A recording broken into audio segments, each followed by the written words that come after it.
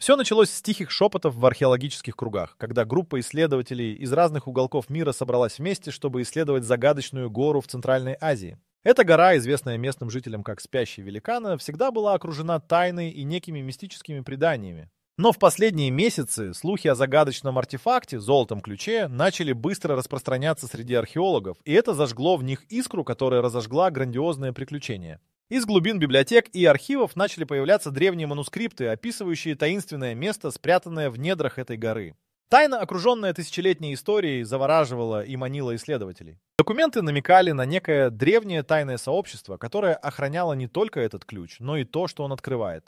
Ни одна экспедиция прежде не решалась добраться до места, где, по легенде, хранилось сокровище. Во главе команды оказался доктор Джонатан Харпер. Он уже давно искал доказательства существования золотого ключа.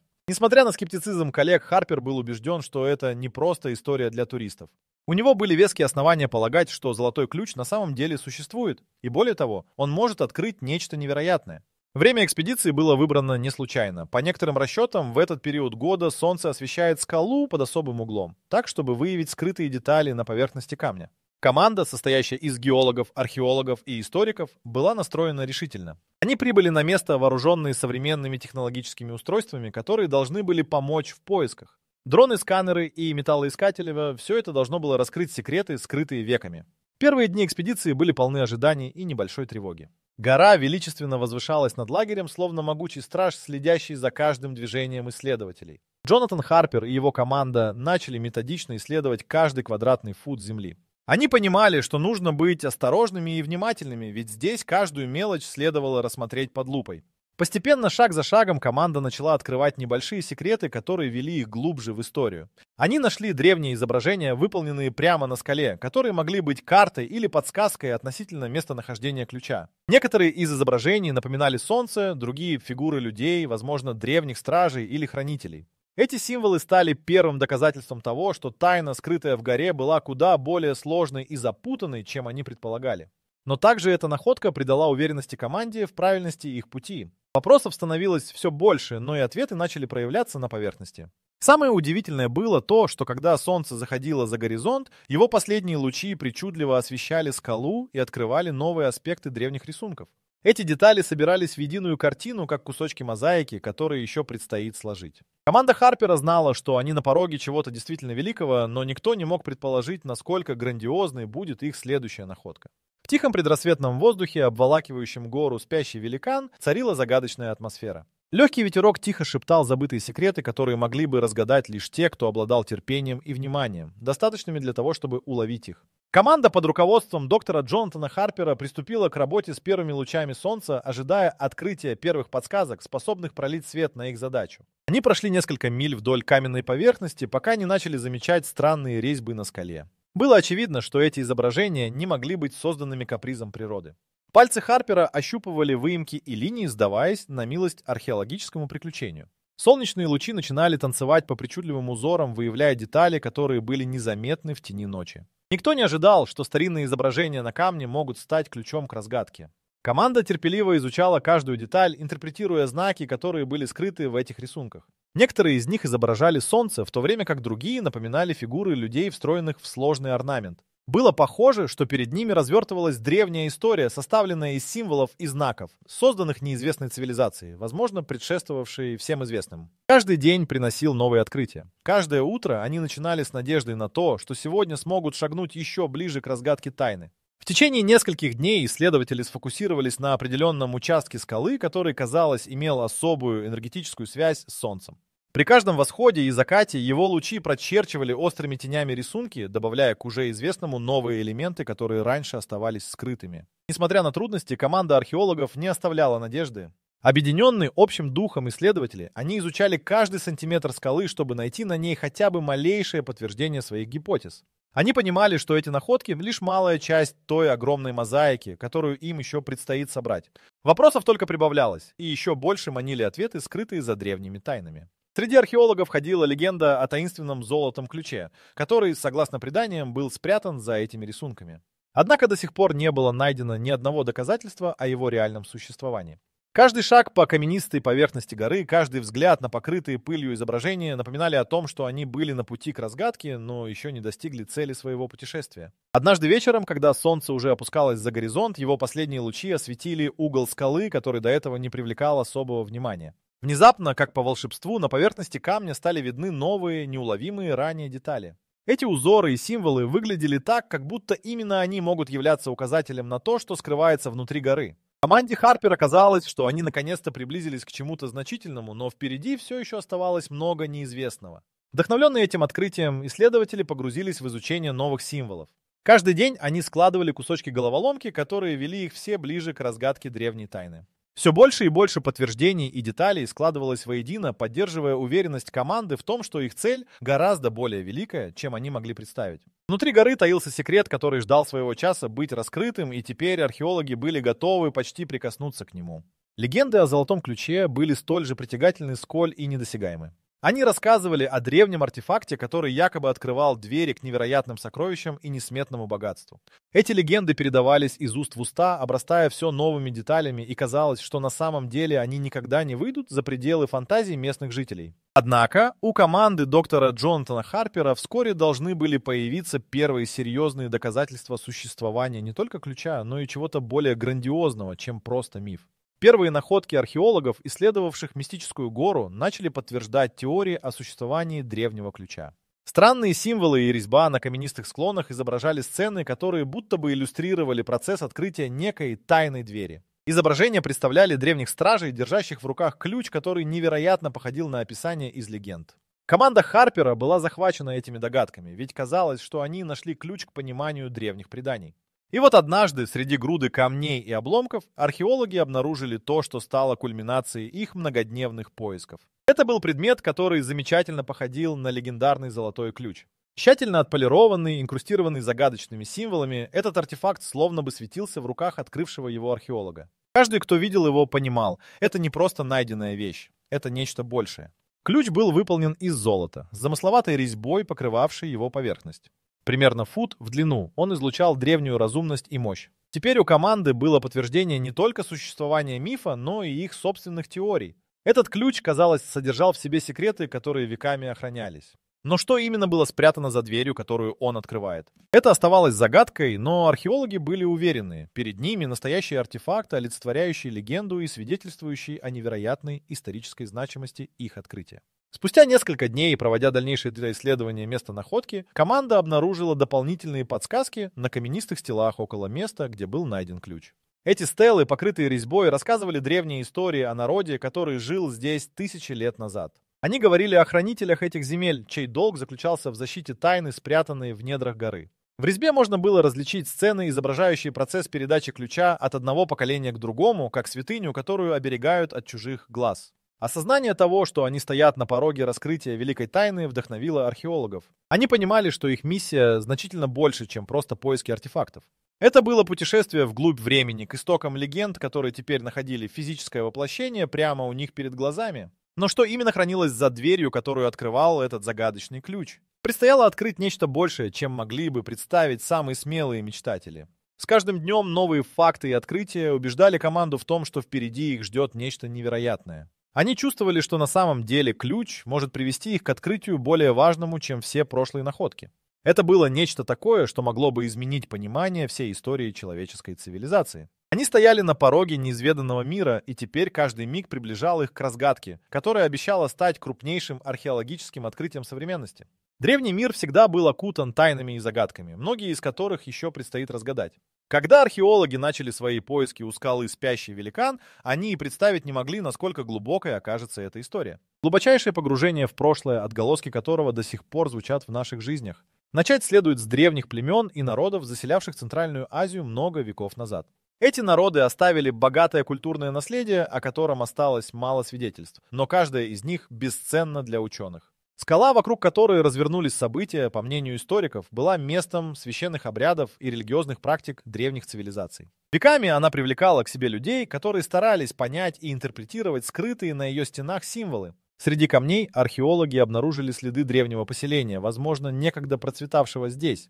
Осколки керамики, остатки жилищ и даже орудия, сделанные из камня и бронзы, свидетельствовали о том, что это было место культурного и религиозного значения. Поразительно было найти фрагменты древних рукописей, защищенных от времени толщей земли и песка, которые, возможно, могли бы пролить свет на забытые эссенции древних верований. Легенды и мифы, собранные археологами, говорили об особо значимом артефакте – ключе, способном открывать вход в недра скалы. По воспоминаниям местных жителей, этот ключ был символом величия и власти, охраняемым от незваных гостей. Но для чего он мог использоваться, какие секреты хранит в себе эта гора, оставалось непонятным. Мысли о том, что цивилизация, населявшая это место, могла обладать знанием или технологиями, утерянными для нас, делали экспедицию еще более захватывающей. Историки пришли к выводу, что ключевые элементы культурной и религиозной жизни были тесно связаны с природными циклами. Солнце, луна, звезды играли значительную роль в жизни этого народа. Отсюда и особое внимание к расположению и интерпретации наскальных рисунков и символов. Они изображали сцены поклонения, которые, казалось, были связаны с солнцем и его движением по небу. Возможно, задолго до нас они поняли, как использовать силы природы для своего блага. Неожиданностью для археологов стал тот факт, что многие из символов, найденных на скале, имеют параллели с другими древними культурами, что свидетельствует о возможных взаимодействиях между ними. Это открывало новую страницу в понимании исторических связей и миграций народов. Возможно, здесь когда-то процветала великая цивилизация, которая впоследствии оказала влияние на развитие других обществ. Однако в центре всего этого оставалась скульптура золотого ключа. Археологи понимали, что его значение простирается далеко за пределы материальной ценности. Он становился символом утраченной эпохи и забытой научной мысли. Его резьба, наполненная сложными узорами и иероглифами, как сама Земля, хранила в себе историю длинного и запутанного пути человечества. Столетия сокрытой мудрости передавались из уст в уста, пока не было найдено физическое подтверждение их существования. Археологи знали, что эта находка может полностью изменить наше понимание не только об этом регионе, но и о древних контактах между различными культурами. Тайна, скрытая за скальной дверью, манила к себе, обещая раскрыть свои секреты тем, кто был достаточно смел, чтобы ее разгадывать. Каждый новый день исследований приносил все больше вопросов и новых деталей. Ощущение, что они стоят на пороге невероятного открытия, не покидало археологов. Они знали, что их усилия могут открыть миру знания, которые изменят наше восприятие истории и, возможно, расширят горизонты понимания древних цивилизаций. С каждой находкой, с каждым открытием они приближались к разгадке, которая ждала своего часа и была готова раскрыть свои секреты тем, кто готов был воспринять их. Когда массивная дверь наконец была распечатана, сердца археологов наполнились трепетом и ожиданием. Часть их долгожданной мечты воплотилась в реальность, и теперь перед ними стоял вопрос: что скрывается за этой древней преградой? Команда во главе с доктором Джонатаном Харпером осторожно приступила к исследованию таинственного прохода, раскрывшегося перед ними, спускаясь во мрак скрытых от глаз коридоров.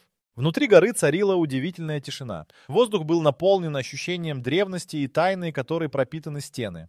Ступени, вырезанные в камне, уходили вниз, уводя исследователей вглубь земли, где оставались почти нетронутыми следы давно ушедшей цивилизации. Свет от фонарей, мерцая, освещал стены, покрытые искусной резьбой и иероглифами, которые напоминали о великих днях прошлого. Археологи были поражены количеством и качеством артефактов, заботливо сохраненных внутри горы. Их взору открылись залы, наполненные древними скульптурами, золотыми изделиями, украшенными самыми изысканными орнаментами, а также сосудами и другими объектами, свидетельствующими о высоком уровне мастерства людей, населявших это место. Эти находки подтверждали неоспоримое богатство и развитость цивилизации, оставившей свой след в этих стенах. Но не только материальные предметы привлекли внимание исследователей. На стенах зала они обнаружили замечательные фрески, которые, возможно, повествуют об истории народа, населявшего это место. Изображения, выполненные в ярких и насыщенных красках, рассказывали о жизни и верованиях древнего общества, его традициях и священных ритуалах. Команда Харпера, пытаясь расшифровать эти изображения, погружалась все глубже в историю, которая вскоре должна была раскрыть свои тайны. Раскопки открыли еще один удивительный аспект древней культуры – обширная сеть туннелей, уходящих под землю. Эта система проходов, выдолбленных в породе, напоминала лабиринт, предназначение которого оставалось загадкой. Возможно, они служили для защиты от внешних угроз или были частью сложной системы хранения и перемещения ресурсов. В любом случае, это было свидетельством высокого уровня инженерной мысли и навыков древних строителей. С каждым шагом, продвигаясь все дальше, археологи сталкивались с новыми и загадочными находками. В одном из залов они обнаружили храм, посвященный древнему божеству, символ которого напоминал солнце. Алтарь храма был украшен сложными изображениями, которые, казалось, рассказывали о ритуалах поклонения и жертвоприношениях. Все это свидетельствовало о том, что внутри горы размещалось не просто поселение, а центр духовной жизни древнего народа.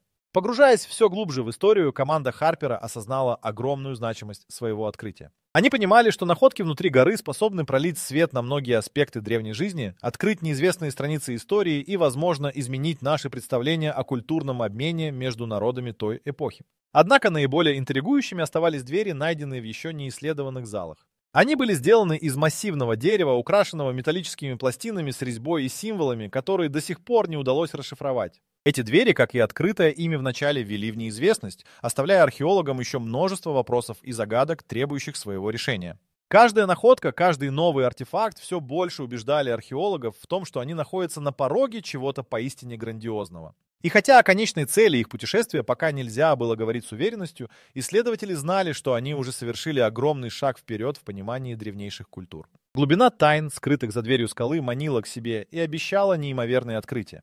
Археологи были готовы к новым испытаниям, понимая, что их работа только начинается. Ведь каждый новый день мог принести еще больше удивительных открытий, которые смогут раскрыть многие секреты прошлого и привнести свежие взгляды на историю и развитие человеческой цивилизации. В тот момент, когда команда археологов подошла к таинственной двери, закрывающей вход в недра спящего великана, все их внимание было сосредоточено на том, что за ней может скрываться. Открытие двери было кульминацией многих дней тяжелых поисков и усилий, но настоящий сюрприз ждал их внутри. Когда массивная дверь наконец поддалась, перед ними предстало удивительное зрелище. Целый мир, ушедший в прошлое, но оставивший за собой ясные следы своего существования. Почти сразу перед ними открылись просторные залы, вырезанные в горе с безупречным мастерством. Они были наполнены удивительными артефактами, которые, казалось, рассказывали историю народа, жившего здесь тысячи лет назад. Глаза археологов с жадностью останавливались на каждом предмете, начиная от изысканных ювелирных изделий до статуй, выполненных с невероятной точностью и искусством. Золото сверкало в свете фонарей, сопровождая исследователей на каждом шагу и создавая ощущение настоящего сокровища. Но эти находки были не единственным, что поразило группу. Важнейшим были не вещи, а информация об этом древнем обществе, скрытая в резьбе на стенах. Фрески, изображенные на стенах, переносили наблюдателей в мир ритуалов и традиций, напоминавших о культурной жизни давно забытой цивилизации. Мужчины и женщины, изображенные на картинах, представляли собой сцены праздников, ритуальных действий и даже сражений, которые свидетельствовали о сложной социальной структуре и развитой культуре жителей этих мест. Глубже в горе, вдоль узких туннелей, археологи наткнулись на мастерские и хранилища, которые, похоже, служили для производства и хранения различных предметов. Четкие следы деятельности древних ремесленников позволяли предположить, что эти люди обладали высоким уровнем знаний в области металлообработки и камнерезного искусства. Все это подтверждало догадки о том, что перед ними предстала цивилизация, обладавшая куда более развитыми технологиями, чем кто-либо мог бы предположить. Но настоящее удивление вызывал храм, найденный в центре комплекса. Огромный зал, украшенный символами Солнца и других небесных тел, свидетельствовал о важности астрономии и религиозных обрядов для этого народа. Около алтаря были обнаружены инструменты, использовавшиеся, возможно, для жертвоприношений или других ритуалов. Все это говорило о сложной и богатой духовной жизни древних обитателей этих мест. Однако наиболее интригующие находки находились в глубине горы. Это были двери, за которыми, как предполагали археологи, могло скрываться нечто еще более удивительное. Эти двери, снабженные сложными замками и резными узорами, словно охраняли тайны, которые до сих пор оставались скрытыми от посторонних глаз. Археологам предстояло продолжать свои исследования, чтобы раскрыть все загадки, скрытые за ними. Весь этот комплекс, притягивавший своей таинственностью, превращал простые археологические раскопки в настоящее путешествие сквозь время. Каждая новая находка добавляла все больше деталей к общей картине, помогая реконструировать жизнь и быт этой древней культуры. Несмотря на все трудности и опасности, участники экспедиции были полны решимости продолжать свои изыскания. Ведь теперь они знали, что нашли нечто большее, чем просто сокровище. Они оказались на пороге открытия, которое может полностью изменить представление о древней истории и культуре человечества. Это невероятное путешествие вглубь веков, как для самих археологов, так и для тех, кто следил за их развитием издалека, обещало еще немало открытий. И хотя впереди оставалось много неизвестного, группа исследователей была готова принять вызов и шагнуть навстречу новым загадкам, которые скрывались за дверями спящего великана. В конце концов, они осознавали, что их работа может изменить все, от учебников истории до нашего понимания о том, какими были истинные масштабы человеческой цивилизации в древние времена. Открытие золотого ключа и связанных с ним находок оказало огромное влияние на наше понимание древней истории и культурных связей между народами. Это была не просто археологическая находка, а настоящая дверь в прошлое, которая раскрыла множество новых и неожиданных аспектов, изменяющих наше восприятие древних цивилизаций. Именно эта находка заставила ученых пересмотреть многие устоявшиеся мнения и гипотезы о древнем мире. Первое, что обращает на себя внимание, это технологический уровень, которого достигла цивилизация, скрытая за дверью в скале. Артефакты, найденные внутри, свидетельствуют о высоком уровне мастерства и понимания сложных ремесел, таких как обработка металлов и камня. Это говорит о том, что древние люди обладали куда более развитыми навыками и знаниями, чем считалось ранее. Теперь мы можем предположить, что обмен технологиями и культурными традициями происходил на гораздо более высоком уровне, чем это было принято думать. Находки в спящем Велике также проливают свет на связь между астрономическими наблюдениями и религиозными практиками древних народов.